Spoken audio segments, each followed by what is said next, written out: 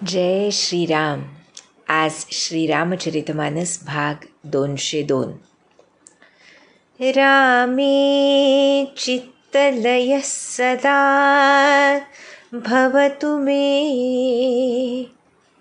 भो राम मामुद्धर.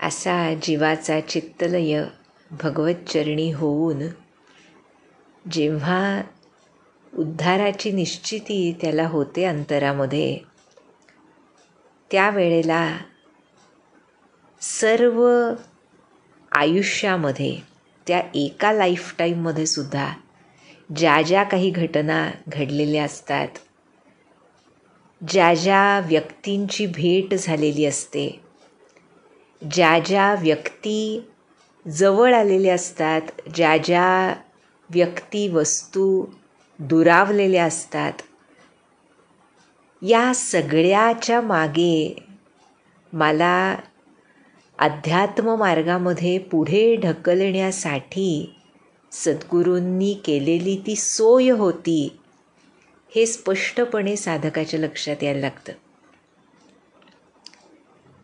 कोणताही घटनाक्रम कोणत्याही व्यक्तीच्या आयुष्यात घडलेला हा विनाकारण घडलेला नसतो.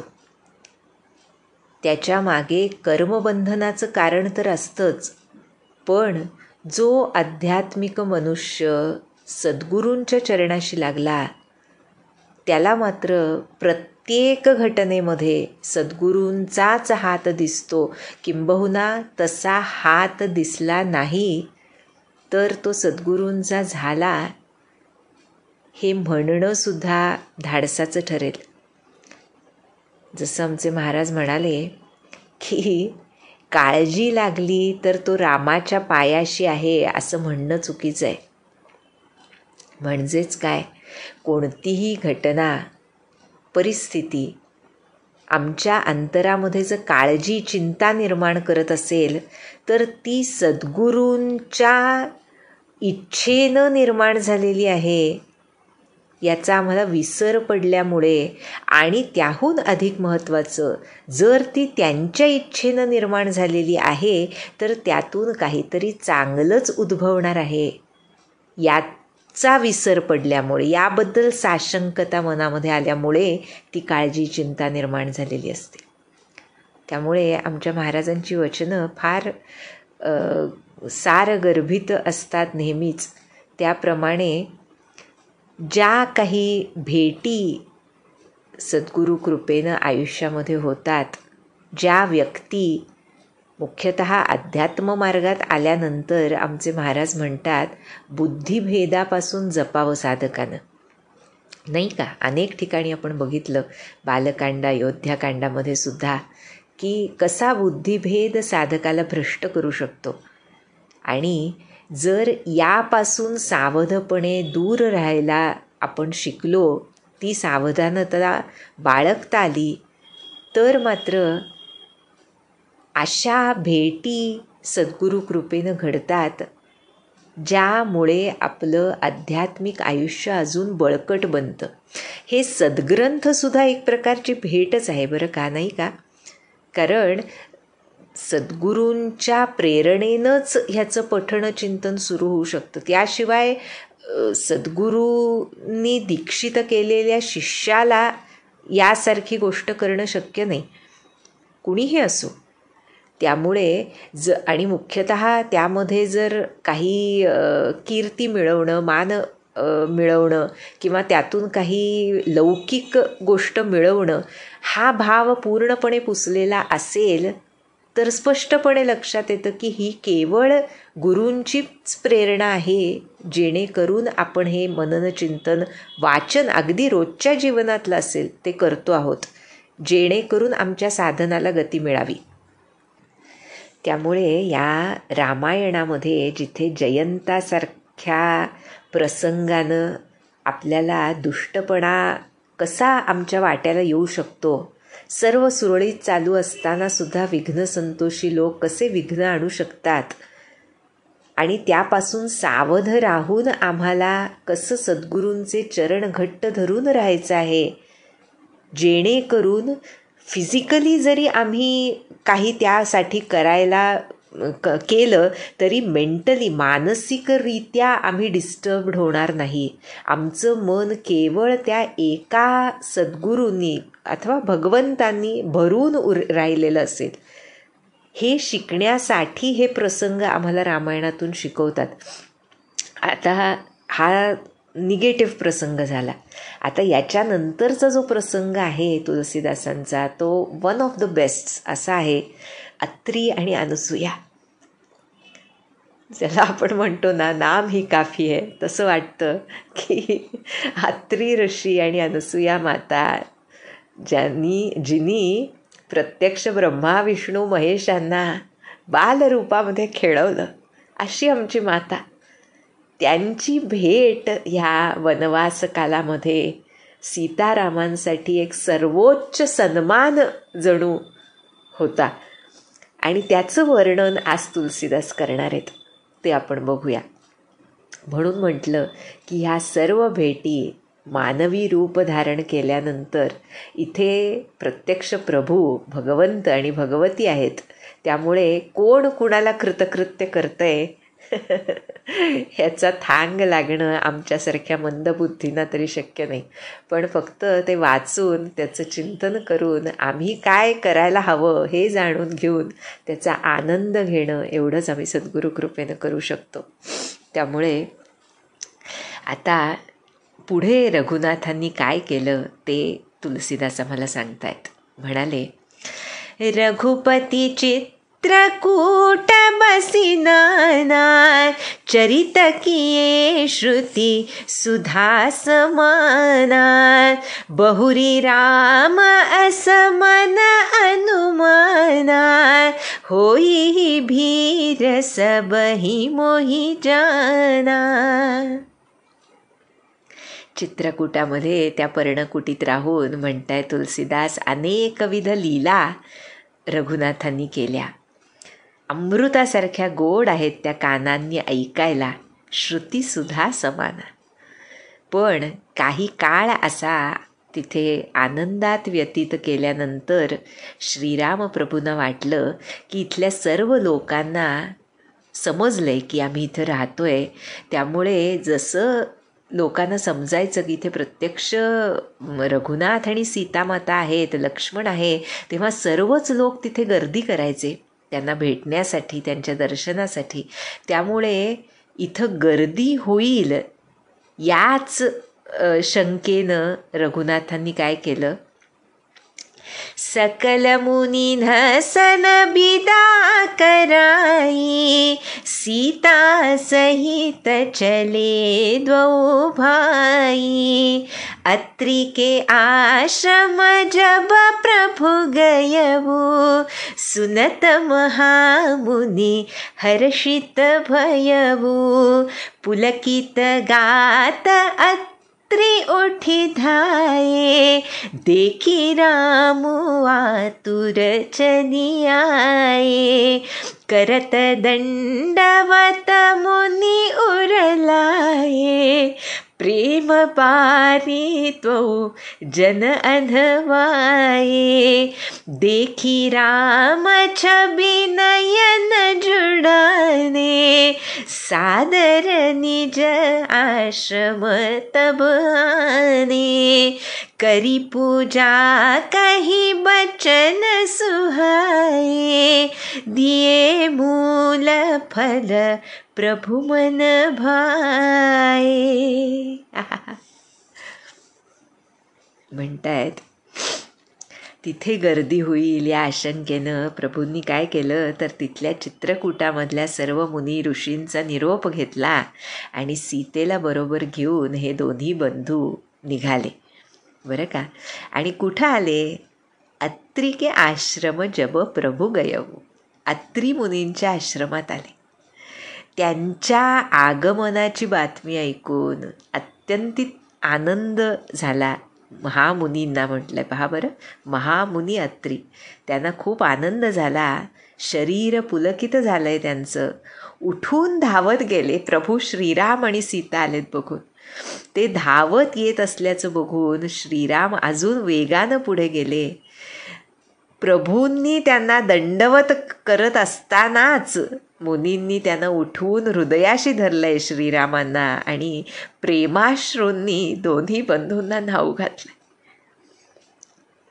सर्व ऋषीमुनींच्या अंतःकरणामध्ये खूप विशेष स्थान आहे श्रीरामांचं, लक्ष्मणाचं.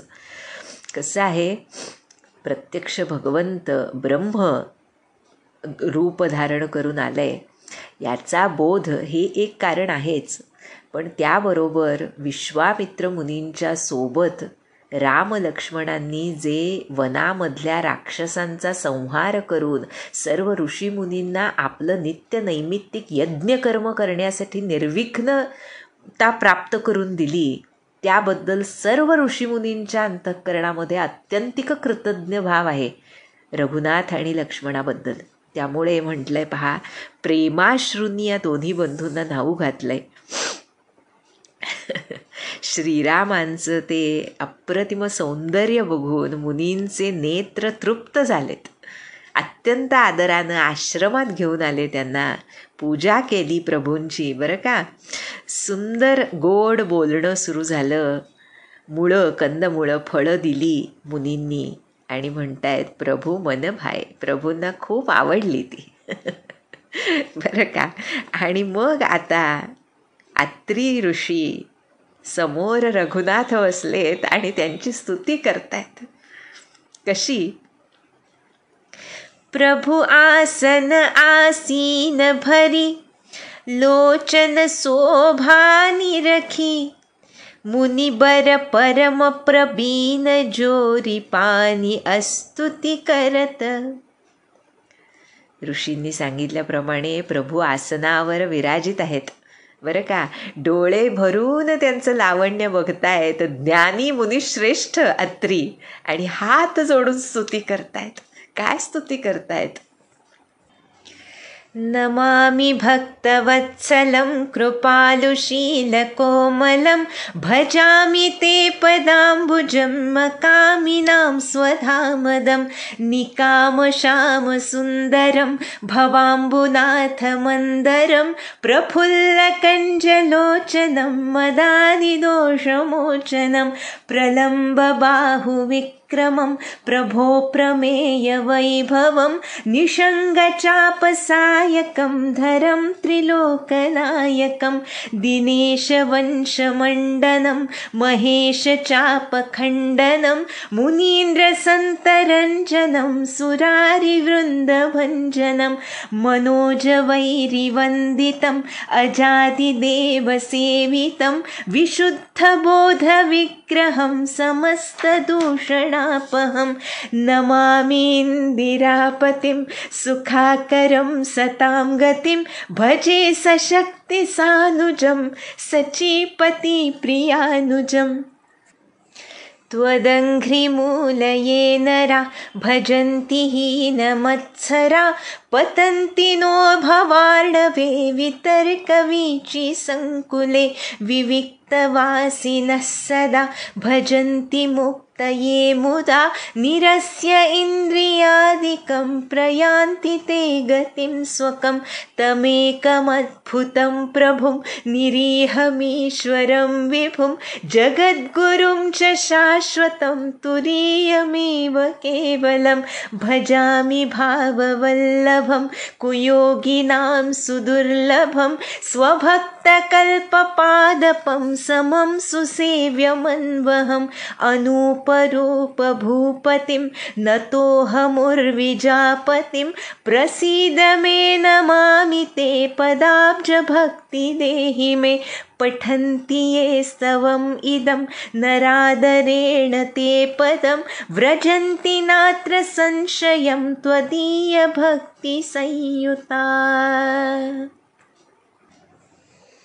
काय म्हणतायत महामुनी अत्री? हे भक्तवत्सल, हे कृपानिधान, हे कोमल स्वभावाचे श्रीराम, मी तुम्हाला नमस्कार करतो. जे निष्काम मनुष्य आहेत त्यांना आपलं परमधाम देणाऱ्या तुमच्या चरणकमलांना मी भजतो. कसे आहात तुम्ही? अत्यंत सुंदर आहात. सावळं रूप आहे. संसाररूपी समुद्राचं मंथन करण्यासाठी मंदराचल रूप आहात तुम्ही. फुललेल्या कमलासमान नेत्रांचे आहात आणि मदादी दोषमोचन, मद दंभ इत्यादी दोषांपासून मुक्त करणारे आहात. लांब भुजा आहेत तुमच्या, प्रलंब बाहू, पराक्रमी आहात आणि तुमचं ऐश्वर्य जे आहे ते अप्रमेय आहे. म्हणजे ज्याबद्दल थांग लागू शकत नाही, बुद्धीनं ज्याला जिथं पोहोचू शकत नाही असं तुमचं ऐश्वर्य आहे. भाते आणि धनुष्यबाण धारण करणारे तुम्ही त्रिलोकनायक आहात. सूर्यवंशाचं भूषण आहात. महेश चाप खंडनम, महादेवांचं धनुष्य मोडणारे आहात.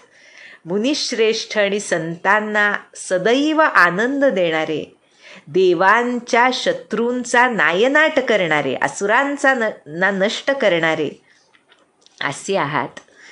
मनोज वैरी वंदितम, काय गोड लिहिलंय पहा तुलसीदासांनी, की कामदेवाचे शत्रू, मनोज म्हणजे कामदेव, कामदेवाचे शत्रू असलेले महादेव तुम्हाला वंदन करतात. ब्रह्मादी देव तुमची सेवा करतात. तुम्ही कसे विग्रह आहात? विशुद्ध बोध विग्रहम समस्त दूषणापहम, विशुद्ध ज्ञानमय असा विग्रह आहे तुमचा. सबंध सर्व दोषांचा नाश करणारे असे तुम्ही आहात. नमामि इंदिरापतिम, हे लक्ष्मीपती, हे सुखनिधान, हे सज्जनांचं आश्रयस्थान श्रीराम, मी तुम्हाला नमस्कार करतो. इंद्राचे प्रिय अनुज वामनावतार आणि कुणासह तर स्वरूपभूत तुमची शक्ती माता सीता आणि लक्ष्मण यांच्यासह मी तुम्हाला नमस्कार करतो, भजे, तुमचं भजन करतो. जे लोक मत्सररहित होऊन आपल्या चरणकमलांची सेवा करतात ते तर्कवितर्करूपी जे संसारामधले भ्रम असतात त्या तरंगांमध्ये पडत नाहीत, संसाररूपी समुद्रात पडत नाहीत. पण ती चरणकमलांची सेवा कशी झाली पाहिजे? तर मत्सररहित होऊन ती सेवा झाली पाहिजे. एकांतवासी जे लोक आहेत की मुक्तीसाठी विषयांपासून निग्रह करून, इंद्रिय दमन करून तुम्हाला अत्यंत प्रेमानं भजतात, ते तुमच्याच गतीला प्राप्त होतात. हे अद्वितीय माईक जगाहून विलक्षण असे तुम्ही आहात. निरीहम ईश्वर, सर्व समर्थ आहात, सर्व व्यापक आहात, सर्वांचे स्वामी आहात. जगद्गुरूच शाश्वतम, जगद्गुरू आहात, नित्य आहात आणि तुरीयमेव केवलम, आपल्या स्वरूपात स्थित असलेले असे तुम्ही आहात महाराज. जे भावप्रिय असे तुम्ही आहात. भजामी भाववल्लभम, काय गोड शब्द आहे पहा, भाववल्लभ, भाव ज्यांना प्रिय आहे असे त्यांचं मी भजन करतो. कुयोगिनाम सुदुर्लभम, जे विषयी पुरुष आहेत त्यांना अत्यंत दुर्लभ असे तुम्ही आहात. आपल्या भक्तांच्या सर्व इच्छा पूर्ण करणारे कल्पवृक्ष जणू तुम्ही आहात. पक्षपात रहित आहात, समदर्शी आहात. नित्य आनंदानं सेवा करायला योग्य आहात. सुसेव्य मनवहम, अशा तुम्हाला मी निरंतर भजतो. अनुपम असं सौंदर्य रूप आहे तुमचं. हे पृथ्वीपती, हे जानकीनाथ, उर्विजापती, मी तुम्हाला प्रणाम करतो. माझ्यावर प्रसन्न व्हा, मी तुम्हाला नमस्कार करतो आणि पदाब्ज भक्ती देही मे, मला फक्त आपल्या चरणकमलांची भक्ती द्या. आणि पुढे सांगतायत, फलश्रुती दिली अत्री ऋषींनी बरं का. पठन्ति ये स्तवम इदम नरादरेण ते पदम, व्रजन्ति नात्र संशयम त्वदीय भक्ती संयुताः. जे लोक ही स्तुती आदरानं म्हणतील ते तुमच्या भक्तीनं युक्त होतील आणि तुमच्या परमपदास प्राप्त होतील, यात तिळमात्र शंका नाही. अशी स्तुती अत्री ऋषींनी केली. आणि पुढे काय म्हणाले? बिनती करी मुनी नाई सिरू, कह कर जोरी बहोरी, चरण सरोरुह नाथ जनी, कबहु तजई मती मोरी. आहा, खूप महत्त्वाचं आहे पहा. विनंती केली की तुमच्या परमपदास प्राप्त होवो, मला माझ्यावर प्रसन्न व्हा. आणि नतमस्तक होऊन हात जोडून काय म्हणाले? हे नाथ, हे स्वामी, माझी बुद्धी तुमचे चरण कमल कधी न सोडो. हा अकर्ता भाव जो असतो ना, तो शिकण्यासारखा असतो पहा. आम्ही भक्ती करू, आम्ही भगवंतांच्या चरणकमलांवर प्रेम करतो, आदर करतो, असं म्हणणं यामध्ये आमचा सत्वगुणी अभिमान कधी नाहीसा होत नाही. ज्या क्षणी ही जाणीव होईल ना, आणि खरोखर सद्भक्तांना भगवंत असोत, सद्गुरू असोत, ही जाणीव करून देतात की बाळा, तुला शरणागत होता येणार नाही, तू शरणागतीचा प्रयत्न करू शकतोस, केवळ कृपेनंच ती शरणागती होऊ शकते. आणि ही शरणागती जी कृपांकित असते ती लक्षात यायला लागली की आपल्या इंद्रियांच्या, मनाच्या निग्रहावरचा विश्वास साधकाचा सकारात्मकरित्या ढळतो. म्हणजे काय? जे म्हटलं जातं की काही साधक बाधक गोष्टी आपल्याला पाळाव्या लागतात. जेणे विठ्ठल मात्रा घ्यावी तेणे पथ्यही सांभाळावी, जे सांगितलं, ती पथ्य सांभाळताना ती पथ्य मी केवळ सद्गुरू कृपेनंच सांभाळू शकेन. त्या कृपेला भाकल्याशिवाय माझ्या शक्तीनं मी सांभाळीन म्हणलं तर एका क्षणात त्या मायाधीशाची माया आम्हाला परास्त करू शकते. हा अनुभव प्रत्येकाला येतो. जे महाराज आम्हाला सांगतात पहा की साधक म्हणजे काय, तर कधी बरोबर आणि कधी चूक असतो तो साधक. बरं का, महाराजांची व्याख्या आहे साधकाची. म्हणजे काय, तर जिथं बरोबर असतो तेव्हा काय होतं की तेव्हा त्याचा विश्वास घट्ट असतो की जे बरोबर घडतंय ते महाराजांच्या म्हणजे आपल्या आराध्याच्या कृपेनं घडतंय.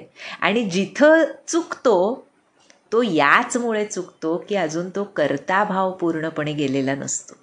राम कर्ता यावर दृढ विश्वास जोवर नाही तोपर्यंत ती चूकसुद्धा खरं तर त्यांच्या कृपेनंच होत असते. कारण त्यांना सांगायचं असतं आम्हाला हेच की जोपर्यंत हा लहान मी तुझा पूर्णपणे गर्भगळित होत नाही तोपर्यंत बाळा, जिथं तुला पोहोचायचे तिथं मी तुला पोहोचवू शकत नाही.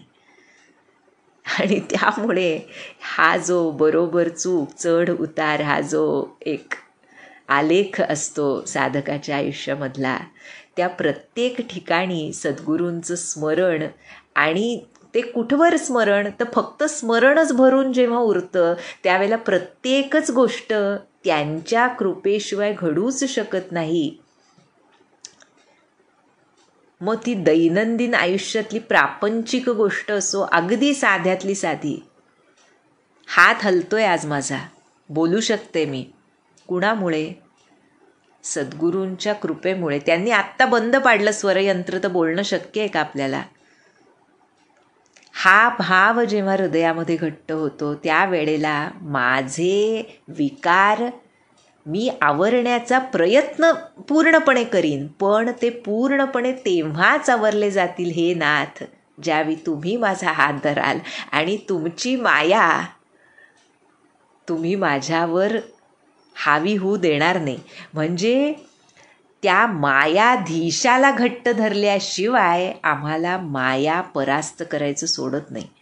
म्हणून आमचे महाराज म्हणतात, जे धरायचे ते धरा, म्हणजे जे सोडायचे ते आपणहून सुटेल. जे सोडायचे त्याच्या मागे लागलात तर आयुष्यभर काय, हे एक झाल्यावर एक, एक झाल्यावर एक, इतके संस्कार आहेत अनंत जन्मांचे की ते कसे सुटणार. त्यामुळे इथे जे अत्री मुनी म्हणाले, माझी बुद्धी तुमचे चरणकमल कधी न सोडो हे नाथ, म्हणजे तुम्ही कृपा करा. म्हणजे कोण बोलतंय? महामुनी अत्री म्हटलंय त्यांना. ते म्हणतायत की प्रभू तुमची कृपा असेल तरच मी हे चरणकमल कधी न सोडायला समर्थ होईन. तसंच करा. अवीट पदपद्माची अमला भक्ती दे मला. अशा रीतीनं अत्री मुनींनी स्तुती केली. आणि आता अत्री पत्नी अनसूया तिचा भाग येतो. तुलसीदास सांगतात, अनुसुईया के पद गही सीता, मिली बहोरी सुशील बिनीता. ऋषिपत्नी मन सुख अधिकाई, आशीष देई निकट बैठाई. दिव्य बसन भूषण पहिराए, जे नित नूतन अमल सुहाए. कह ऋषि बधू सरस मृदुबानी, नारी धर्म कछु ब्याज बखानी.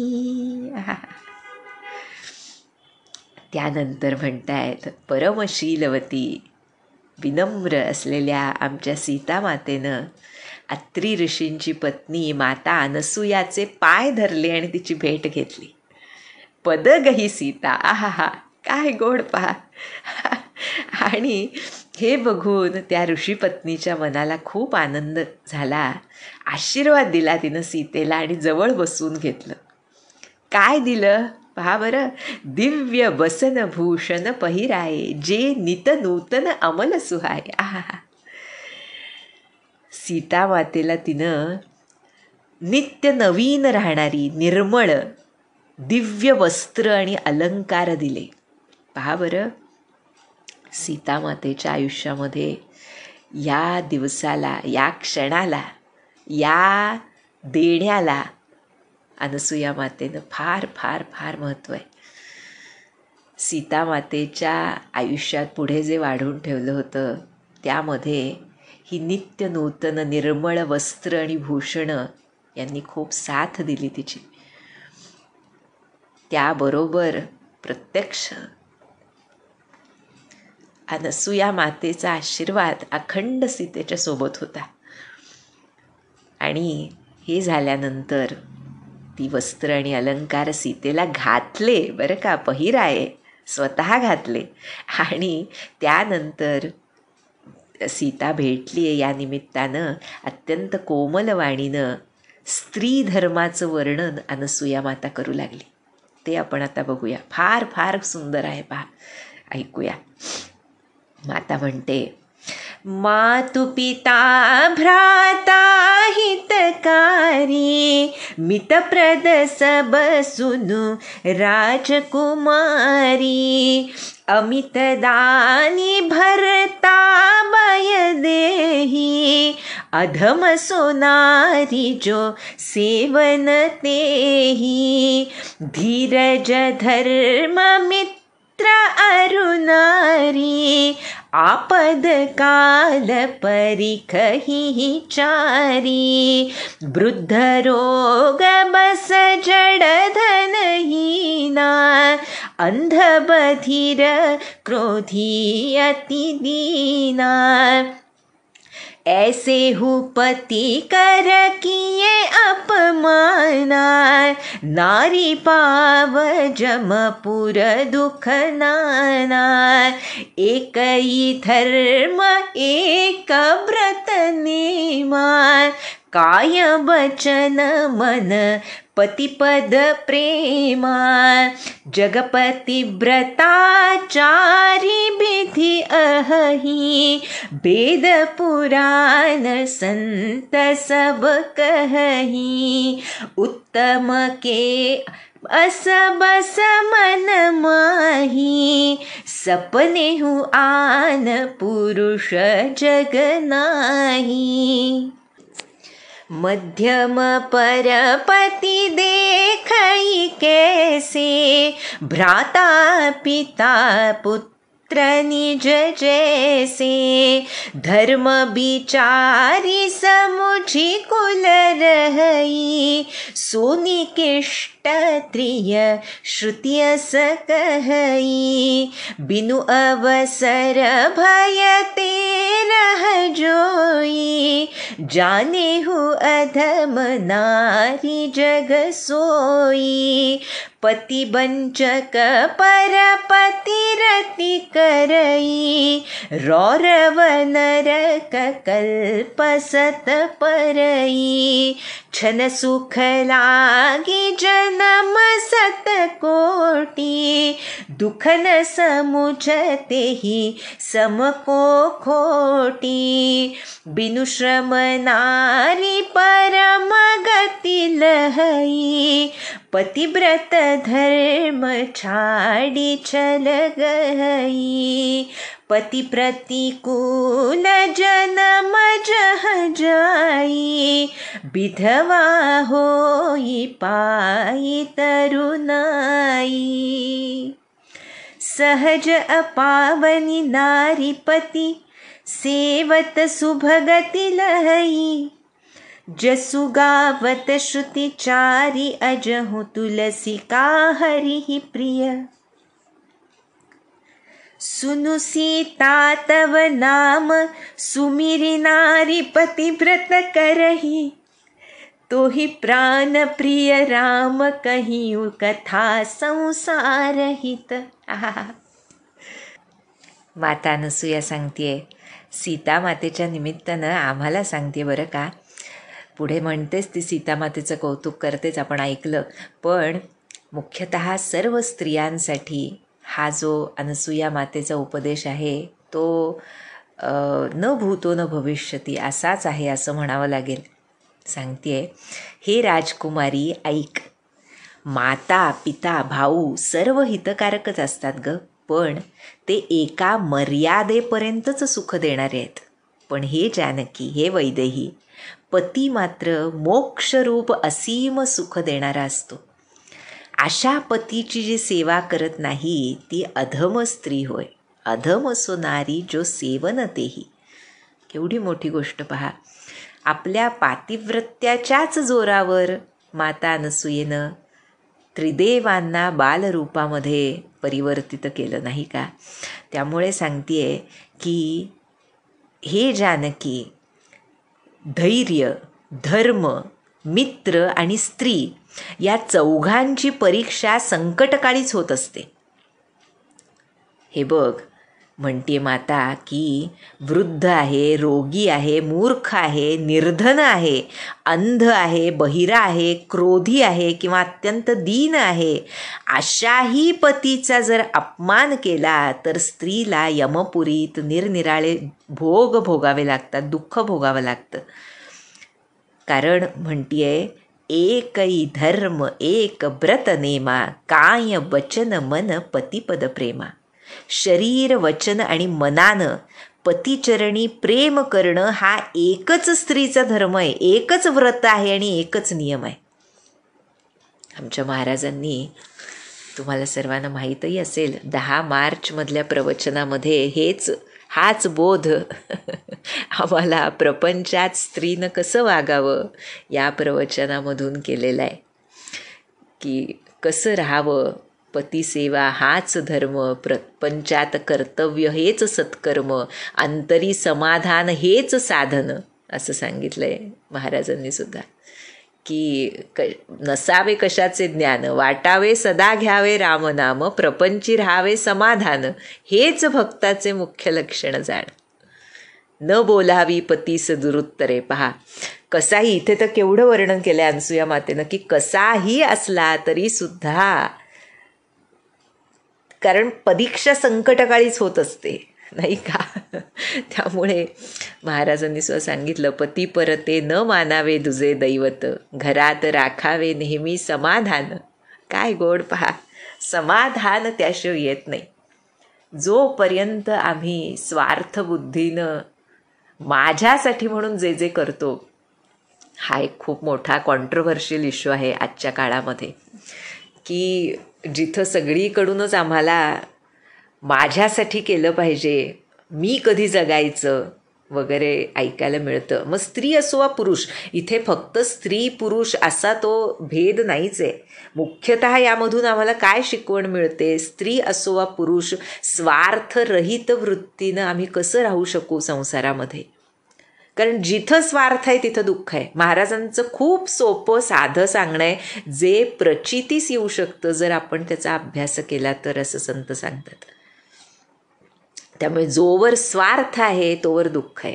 आणि निस्वार्थी बनायचं म्हणजेच प्रेम करायचं. प्रेम आणि निस्वार्थी पण एकमेकांशिवाय राहू शकत नाहीत, बरं का.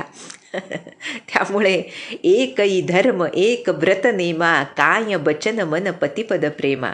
पुढे म्हणतीये 4 प्रकारच्या पतिव्रतांचं वर्णन केलं आहे इथे अनसूया मातेनं. जे वेद पुराणांमध्ये संतांनी जे सांगितलंय ते सांगतेय की माझा पती सोडल्यास दुसरा पुरुष माझ्या स्वप्नातही येत नाही, हा भाव उच्च श्रेणीच्या पतिव्रतेच्या मनात असतो म्हणते अनसूया माता. दुसरी मध्यम श्रेणीची कशी, तर दुसरा पुरुष जो असतो त्याला आपला सख्खा भाऊ, पिता किंवा पुत्र या रूपांमध्ये बघते.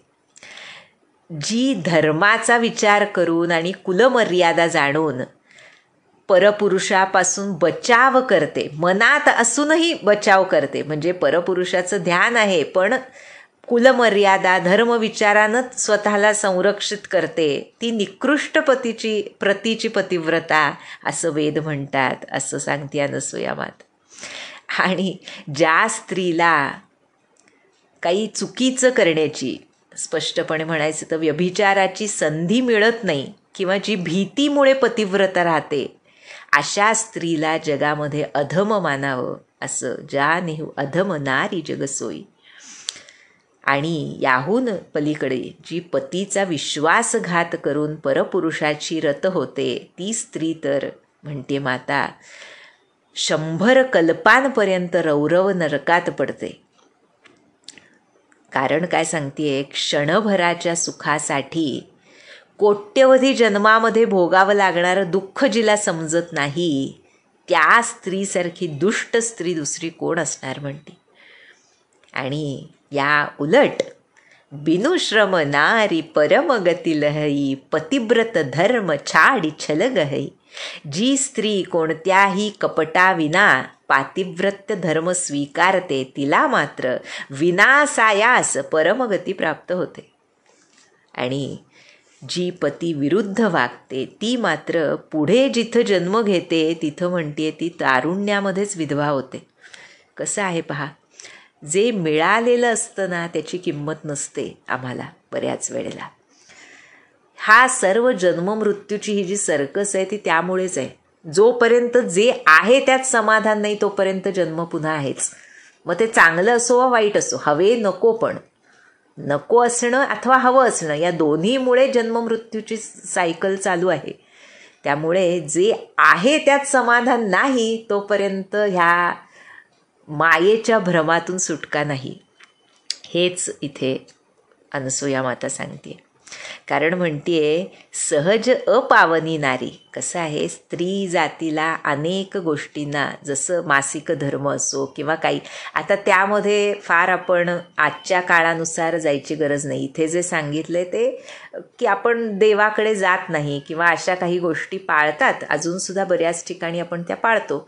तर तशा दृष्टीनं अपावनी असली तरीसुद्धा जर पतिसेवा ती करत असेल तर तिला अनायासच शुभगती प्राप्त होते. आणि पातिव्रत्य धर्मामुळेच म्हटलंय तुळस ही आजही भगवंतांना प्रिय आहे आणि 4ही वेद तिची कीर्ती गातात. आणि आता आमच्या सीतामातेचं कौतुक करतेय. म्हणाली, हे सीते ऐक, तुझं नाव घेऊन तव नाम सुमिरी नारी पतिव्रत करही. तुझं नाव घेऊनच स्त्रिया पतिव्रत धर्माचं पालन करतील. मला माहिती आहे म्हणते अनसूया माता, तुला श्रीराम प्राणांहून प्रिय आहेत आणि त्यामुळे म्हणते ही पातिव्रत्य धर्माची गोष्ट जी आहे ती मी जगातल्या स्त्रियांच्या हितासाठी सांगते, बरं का. आणि हे ऐकलं मात्र सुनी जानकी परम सुख पावा, सादरता सुचरण सिरुनावा, तब मुनि सन कह कृपा निधाना, आयसु होई जाऊ बनना. हा सर्व बोध ऐकून किती विनम्र आहे बघा आमची जानकी माता. अनसूया मातेच्या चरणाशी बसून हे सर्व ज्ञान पातिव्रत्य धर्माचं तिनं आपल्या पदरात बांधून घेतलं जणू. खूप आनंद झाला तिला. मोठ्या आदरानं अनसूया मातेच्या चरणी मस्तक ठेवलं मातेनं. आणि मग कृपानिधान श्रीराम मुनी अत्रींना म्हणतायत की आज्ञा द्यावी, आता मी दुसऱ्या वनात जातो. बरं का. अशा रीतीनं ही अत्री अनसूयांची भेट ही श्रीराम जानकीच्या वनवासामधली एक अत्यंत गोड, अत्यंत आल्हाददायक, अत्यंत बोधदायक अशी घटना आहे, ज्यामधून अत्री मुनींनी केलेली श्रीरामांची स्तुती, त्यांच्या मनामध्ये असलेला अत्यंत आदरभाव आणि अनसूया मातेनं अतिशय पवित्र प्रेमभावनेनं सीता मातेला जणू आपली लेक समजून केलेला बोध, या दोन्ही गोष्टी जर आम्ही जीवनात उतरवायचा प्रयत्न मनापासून केला, सद्गुरूंची साथ आहेच. जिथे म्हणून आम्ही त्यांनी सांगितलेलं पालन करण्याचा प्रयत्न मनापासून करतो तिथे त्यांचा हात असतोच. We should not defend ourselves. That is the only criterion. की आपण काय होतं, जस्टिफाय करत जातो की मी अमुक अशी का वागते कारण अमुक आहे. पण आजचे जे तिन्ही अनसूया मातेने क्रायटेरिया दिलेत दोघांना, स्त्री असो पुरुष असो, तो स्वार्थरहित व्यवहार आमच्याकडून कसा होईल आणि काय त्यातून मिळणार काय आहे, तर फक्त समाधान मिळणार आहे, फक्त आनंद मिळणार आहे, फक्त शांती नांदणार आहे घरामध्ये.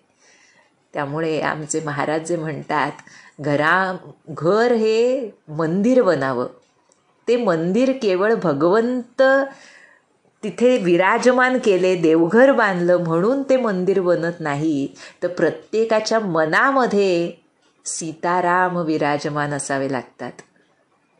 त्यांनी जसं आचरण केलं तसं आचरण करण्याचा आटोकाट प्रयत्न असावा लागतो.